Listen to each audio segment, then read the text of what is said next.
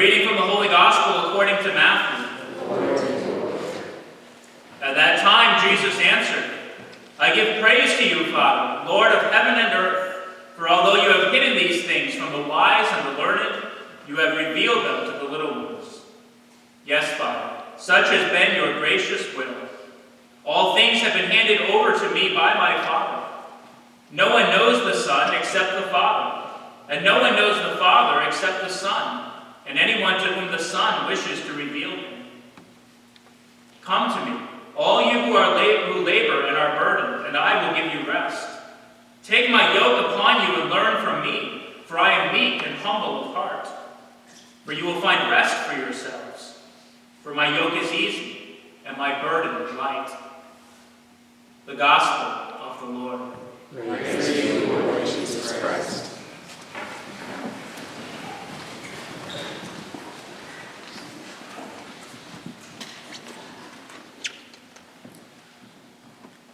In 2010, a catastrophic 7.0 earthquake hit the poorest nation in the Western Hemisphere, the island nation of Haiti.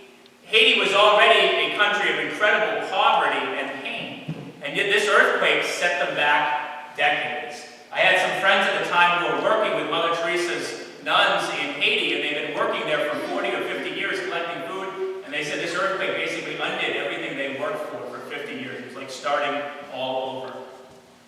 Estimates have that 100 to 150,000 people died in the earthquake and in the diseases that ravaged the country afterwards. The most enduring image, however, from that earthquake was probably what happened right after the earthquake hit.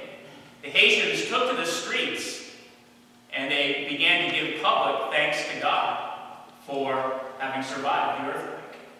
It was one of the most amazing things to see these people giving thanks to God in the most trying of all circumstances. St. Paul today in our reading says that we should give thanks to God in all circumstances. And that seems like a really challenging idea. It's easy to give thanks to God in good circumstances when we have plenty. But can we really give thanks to God in all circumstances? And what does that mean exactly? Does that mean pretending that we don't have trials or struggles or difficulties in our life? No. Is it just an optimism pretending those things exist? No.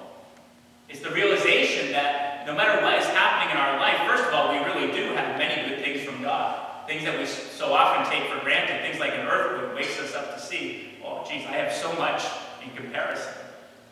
So we do give thanks to God for those things, but it also is a giving thanks to God even for the trials and challenges in our life.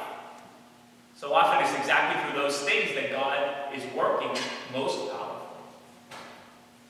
And as I was thinking about that challenge to give thanks to God in all circumstances, it almost seems impossible. And yet all three of our readings today, the authors are writing in times of tremendous suffering. The prophet Zephaniah is writing during the time of the Babylonian exile. His people have lost their land, lost their nation, they're slaves in Babylon. And there he is giving thanks to God. St. Paul, writing to the Thessalonians, is facing incredible persecution for his faith, persecution that will ultimately lead to his beheading outside of Rome. Jesus spontaneously begins to give thanks to the Father. I give you praise, Father, for you have revealed these things to the childlike. And yet he is about to go up to Jerusalem to die on the cross. All three of these authors find ways to give thanks to God, even in the midst of trying circumstances. I think I shared with you a couple months ago about a priest who had been visiting a woman in a hospital, and she had a terrible wasting disease. And this woman was just lying there, and system after system in her body was shutting down. And the priest would go visit her almost every day, and he would always notice that this woman had an incredible smile on her face whenever he went to go see her. Always seemed very joyful. Always seemed very thankful. And finally he asked her, what on earth are you thankful for lying on that bed? And she said, well, today I'm thankful that I can walk. But the priest knew how the disease was going to progress and said, well, what's going to happen when you can't walk anymore? And she said, well, I'm going to be thankful I can hear and see. What happens when you can't hear or see anymore? And she said, I'll be thankful for your visit.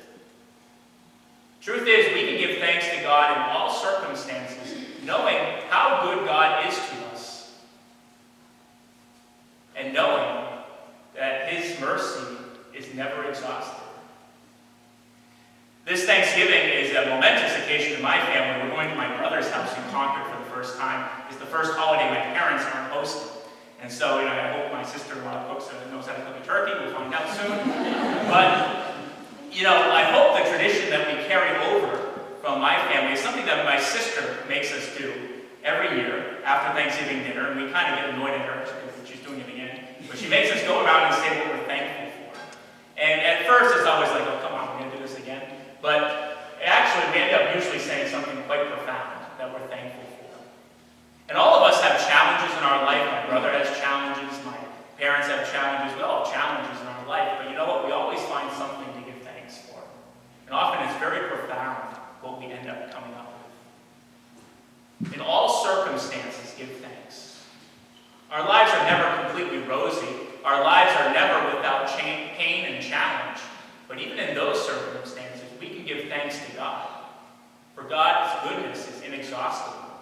And if we really think about it, how can we not give thanks for all God